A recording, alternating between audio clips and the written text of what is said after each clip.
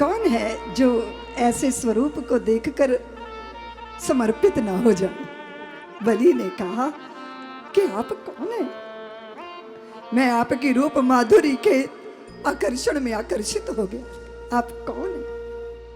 वामन ने कहा, बलि तेरी बड़ी कीर्ति सुनी है, तेरे कुल की कीर्ति सुनी है, तेरी धर्म धुरंधरता।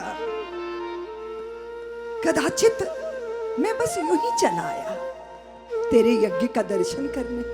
आप कुछ मुझसे कहिए, मेरा चित्त करता है मैं आपको कुछ दे दूं। तुम मुझे क्या दोगे? आप तो काम हूं, आत्मा राम हूं, संतुष्ट हूं, तृप्त हूं, कुछ चाहिए नहीं। नहीं प्रभु, कुछ मांग लीजिए। क्या मांगूंगा? बलि जब मैंने कहा ना मैं संतुष्ट हूं, शुक्राचार्य जी आए, उन्होंने कहा बलि क्या कर रहा है?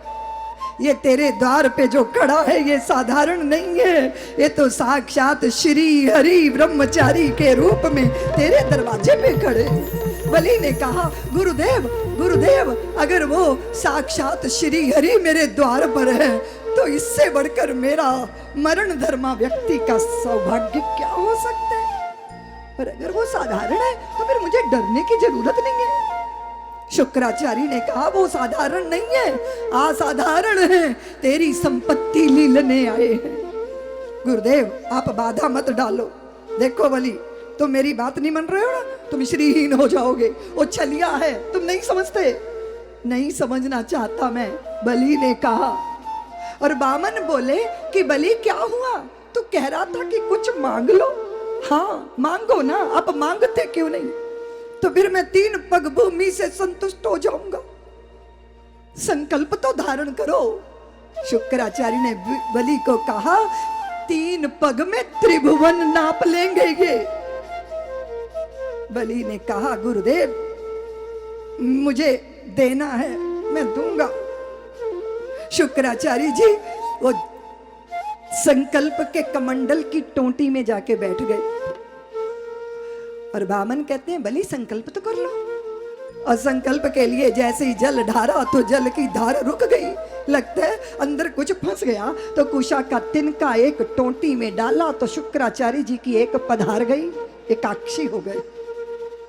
जलधार वही संकल्प हुआ और जैसे ही संकल्प हुआ वामन विराट बन गए। 2 पगों में त्रिभुवन नाप लिया। ब्रह्मलोक में चरण गया, वहां पर चरण प्रक्षालन हुआ। दिशाएं धन्य हो गई, देवता हतप्रभ हो गए, दिशाएं प्रकंपित हो गई, भगवान से आप्लावित हो गया त्रिभुवन। तीसरा पग मैं कहाँ रखूं? बलि को प्रति उत्पन्न बुद्धि है। बलि ने कहा, प्रभु दान देने वाला सब कुछ दान दे दे, पर स्वयं को समर्पित न करे तो दान पूर्ण नहीं होता नाथ। इसलिए तीसरा चरण मेरे शीश पर धारण कर लीजिए और मेरे दान के संकल्प को पूरा कीजिए। क्या सुंदर दृश्य है।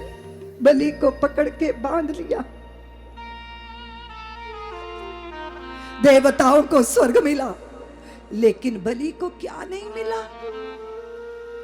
बड़ा बेटा मचल रहा है, छोटा बेटा मचल रहा है, दोनों बच्चे खिलौने के लिए लड़ रहे हैं। हाँ? मुझे चाहिए, मुझे चाहिए, मुझे चाहिए। तो माँ क्या करती है? माँ उसके हाथ से खिलौना छीनती है और छोटे के हाथ में पकड़ा देती है। फिर उसको क्या करती है? उसको गोदी में लेती है, छाती का दूध पिलाती है। तो ये बताओ, छीना क्या और मिला? अगले मनवंतर के तो बलि मनु होंगे ही, इंद्र होंगे ही, लेकिन सुतल लोक का राज्य दिया। और पूछा, बलि तुझे क्या चाहिए? बलि बोले, जब मैं महल के भीतर जाऊं, बाहर आऊं, द्वार पे मुझे आपका दर्शन होना चाहिए। द्वारपाल बनकर खड़े हो गए। उधर लक्ष्मी जी बैकुंठ में प्रतीक्षा करती रह गई। श्रावणी का पर्व आया तो रत्न जटित थाल में दिए जलाकर और रक्षा सूत्र रख के आई लक्ष्मी जी। बलि की कलाई पे रक्षा सूत्र बांधा। बलि बोले कि देवी इसके बदले में क्या दूं आपको? लक्ष्मी बोली, वो जो द्वारपाल बना के खड़ा कर रखा है ना, उसी को वापिस कर दो। आए थे बांधने, स्वयं बंध गए। सारे भूमंडल के भूदेव जब अपने जजमान की कलाई पे रक्षा सूत्र बांधते हैं तो उसी बंधन का स्मरण करते हैं। एन बद्धो बलि राजा दानवेंद्रो महाबलातेन त्वाम प्रतिबधनामि रक्षेत। माँ चल आयुष्मन, मैं तुम्हें उस पवित्र बंधन में बांधता हूँ जिस बंधन में भगवान ने बलि को बांधा। ये श्रद्धा का बंधन है, ये अर्पण का बंधन है, ये समर्पण का बंधन है। कदाचित बड़ी अद्भुत प्यारी कथाएं भगवान के अवतार की कथाएं हैं।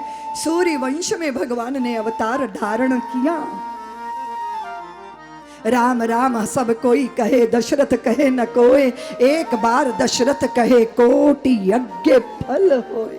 धरा धाम को धन्य करने के लिए प्रभु राम बनकर आए, मर्यादाएं निश्चित करने के लिए, मनुष्य होकर मनुष्य के लिए उसके पथ को प्रशस्त करने के लिए।